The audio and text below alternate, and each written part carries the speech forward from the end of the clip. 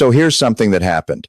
Over a short window of time, Russian authorities moved on a group of commercial vessels operating in 3 different maritime regions: the Arctic, the Black Sea, and the Baltic. 12 ships in total were stopped, boarded, and detained. They weren't naval vessels. They weren't carrying weapons. They were ordinary commercial ships, tankers, container vessels, energy carriers moving goods along established trade routes. The combined value of the ships and their cargo was measured in the billions of dollars. From the outside, the action looked decisive. It was coordinated across multiple seas. It happened without advance notice.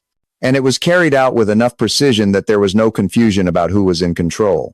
To many people watching from a distance, this appeared to be a clear response to pressure, a firm answer to sanctions, a signal that Russia was willing to act directly rather than absorb costs quietly.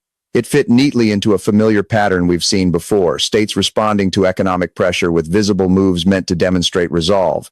At first glance, it looked like another moment in an already crowded timeline of escalation, and that's where the story usually stops. However, that surface reading doesn't hold for very long. When you look closely at how this unfolded, it becomes clear that this wasn't a dramatic gesture meant to grab attention. There was no rush to announce it, no attempt to amplify it, no sense of improvisation. Everything about the operation points in the opposite direction. It looks measured, planned, quietly deliberate. The ships were not chosen at random, the locations were not symbolic, and the timing was not about making a point for the evening news. Each element lines up in a way that suggests forethought rather than reaction.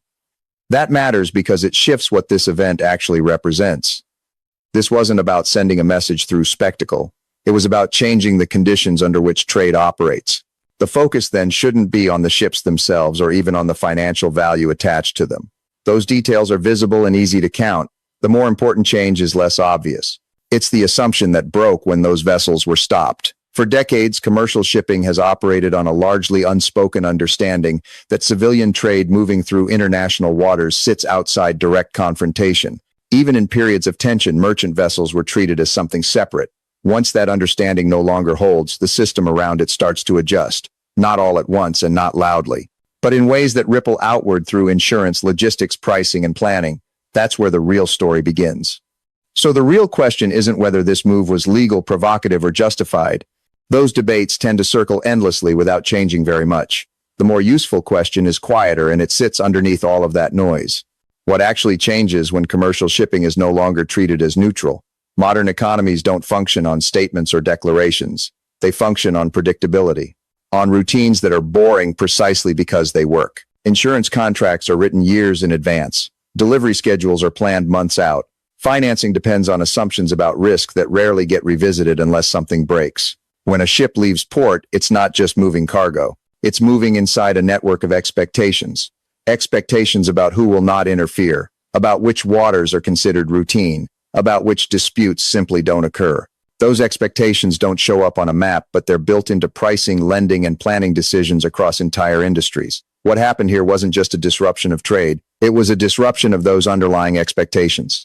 And that's a very different kind of event. When assumptions like that stop holding, systems don't react emotionally. They don't argue. They adjust, quietly, mechanically, and often permanently. Risk models are revised. Routes are reconsidered. Contracts are rewritten. Costs get reallocated, usually in ways that aren't obvious until much later. None of that requires anyone to declare a crisis. It happens because incentives change, and once incentives shift, behavior follows. That's the level where this story really sits. Not at the level of headlines or legal arguments, but at the level of how complex systems respond when a basic rule they relied on is no longer reliable. What happened next is where this stops, looking like a political story, and starts looking like a systems story. The first reactions didn't come from governments, and they didn't come from diplomats. They came from insurers. That's usually where real change shows up first, because insurance sits at the junction between risk and reality. Insurers don't argue about intentions. They don't debate fairness. They ask one question: has the risk profile changed? In this case, the answer was immediate and unambiguous. Routes that had been considered routine were suddenly reclassified. Coverage terms were revised. Premiums increased sharply. In some cases, coverage was withdrawn altogether unless additional conditions were met. None of this required public statements or policy announcements. It was handled through internal models, emails, and updated tables. From the outside, nothing dramatic appeared to be happening. But underneath, the cost of moving goods through certain waters changed overnight. Shipping companies noticed next because they had to. A commercial vessel without insurance is not a vessel that can operate. Ports won't accept it, banks won't finance it, charterers won't touch it. So firms began making adjustments that never make headlines. Some routes were altered, adding days or weeks to transit times. Some cargoes were delayed while alternative insurance was sought. Some voyages were canceled outright because the numbers no longer worked. Not because of ideology, not because of loyalty. Simply because the risk could no longer be priced in a way that made commercial sense. This is how large systems behave. They don't stop all at once. They redistribute pressure. Think of it like a manufacturing line. If one component becomes unreliable, the line doesn't issue a press release. It slows down, reroutes, or substitutes. Over time, the original component may never be used again, even if it technically becomes available later. Governments entered the picture more cautiously. On paper, protecting commercial shipping seems straightforward. Naval escorts have been used before, but in practice, this introduces a different category of risk. Military vessels operating alongside civilian ships in contested waters change the nature of every interaction. What was once a commercial dispute now carries strategic implications. That kind of escalation isn't theoretical. It affects how other actors behave in response. So governments moved carefully, weighing options rather than announcing solutions. There were no sweeping declarations, no emergency frameworks that solved the problem. Instead, decisions were deferred, studied, and quietly limited. That restraint wasn't weakness. It was recognition that once military assets are involved, the margin for error narrows quickly. Meanwhile, markets continued doing what they do best, adjusting defaults. Freight rates reflected new risks. Delivery contracts were renegotiated. Buyers began factoring in longer lead times and higher costs. Some suppliers became less competitive overnight, not because they changed anything, but because the path between them and their customers had become less predictable. This is where the effects begin to compound. Supply chains are built around reliability. Once reliability erodes even slightly, firms start building in buffers, extra inventory, alternative suppliers, redundant routes. Each of those choices adds cost, but they reduce exposure. Over time, those choices become embedded. Warehouses expand, contracts change, relationships shift, and the original configuration of the system fades into the background. None of this requires anyone to believe a new rule has been formally established. It happens because enough actors behave as if it has. Alliances feel this as well, though more slowly. Countries that depend heavily on maritime trade begin reassessing exposure, not in speeches, but in procurement decisions and infrastructure planning. Energy buyers look for suppliers that don't require transit through contested zones.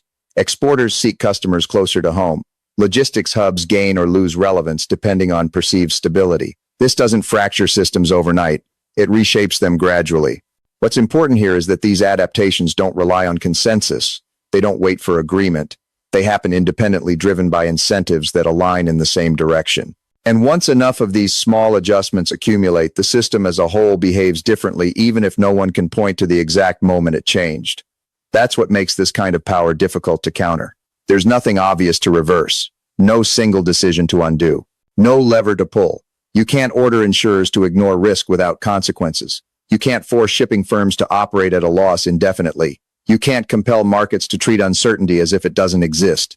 So the system adapts quietly, piece by piece, until the new behavior feels normal. This is the core of structural power. It doesn't announce itself. It doesn't need to. It works by altering the environment in which decisions are made so that different outcomes emerge naturally. And once those outcomes are baked into contracts, infrastructure, and habits, they become very hard to unwind. By the time most people notice that something fundamental has shifted, the shift has already been absorbed. The most important consequences of events like this rarely show up right away. They don't appear in the next earnings report or the next set of trade statistics. They surface later after systems have already adjusted and locked in new behavior. One of the first places this becomes visible is cost. Shipping prices tend to rise quickly when risk increases, but they come down slowly, if at all. Once higher premiums are built into contracts, they persist. Insurance exclusions once written are difficult to unwind. They reflect not just current conditions, but a reassessment of what might happen in the future. Legal disputes add another layer of inertia. Seized vessels trigger years of litigation across multiple jurisdictions. During that time, assets remain frozen, liabilities remain unresolved, and uncertainty remains priced in. Even if cases are eventually settled, the operational damage has already been done. Supply chains respond in the same way. When routes are rerouted, the change is rarely temporary. Companies invest in new logistics arrangements, new suppliers, and new infrastructure. Those investments create their own momentum. Returning to the old route later doesn't just require confidence. It requires unwinding sunk costs, renegotiating contracts, and rebuilding trust that may no longer exist. Energy markets in Europe are particularly sensitive to this kind of slow shift, not because of any single shipment or contract, but because a large share of energy inputs still moves through maritime corridors that are now seen as politically exposed. Political risk can't be diversified the way weather risk or mechanical failure can. It affects entire regions at once. The result of all this isn't collapse, it's friction. Friction shows up as longer delivery times, higher inventory requirements, and narrower margins. It forces firms to make conservative choices, to carry extra buffers, and to accept inefficiencies that would have been unthinkable before. These changes accumulate quietly. Individually, they seem manageable.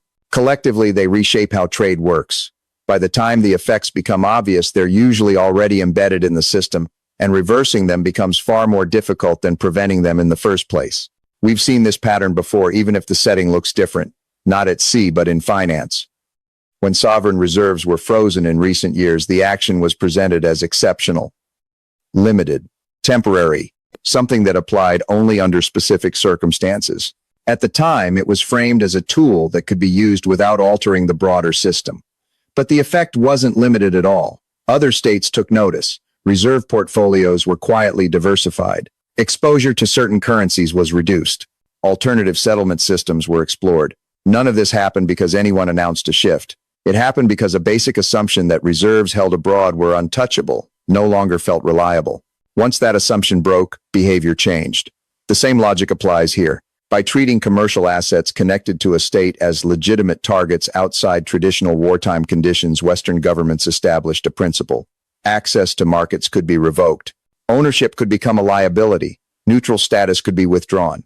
Those principles didn't stay confined to one side. History shows this consistently. When an economic tool proves effective, it rarely remains exclusive. Others adapt it, often more selectively and with fewer constraints. Control over choke points, whether financial networks, digital infrastructure, or shipping lanes, creates leverage that eventually gets tested. We've seen this with energy before. Pipeline disputes reshaped supply relationships in ways that still persist decades later. We've seen it with technology controls, where export restrictions accelerated the development of parallel ecosystems rather than compliance.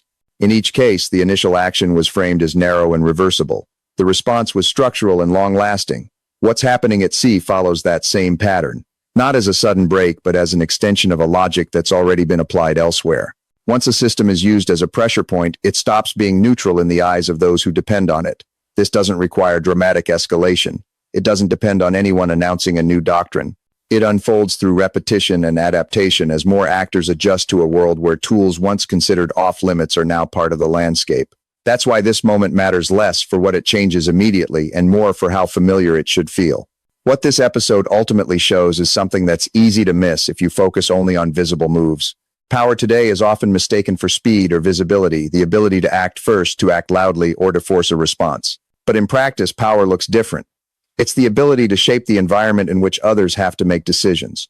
Seizing ships didn't produce a clear victory in the traditional sense. It didn't settle disputes or create stability. What it did was alter expectations that large parts of the global economy rely on and demonstrate that those expectations are not guaranteed. Once that happens, behavior changes on its own. Insurers adjust. Companies reroute. Governments hesitate. None of that requires further action from the actor who triggered the shift. The system carries the change forward. The broader lesson isn't about any one country. It's about what happens when tools designed for pressure are applied to systems built on trust and continuity. When access becomes conditional, trade stops being neutral. And when trade stops being neutral, every connection starts to carry political weight. From that point on, decisions are no longer based solely on efficiency or cost. They're based on alignment, exposure, and risk tolerance. Those calculations don't reverse easily because they become embedded in contracts, infrastructure, and habits. That's how power tends to operate now. Not through constant intervention, but through quiet changes that persist long after the moment that caused them has faded from view.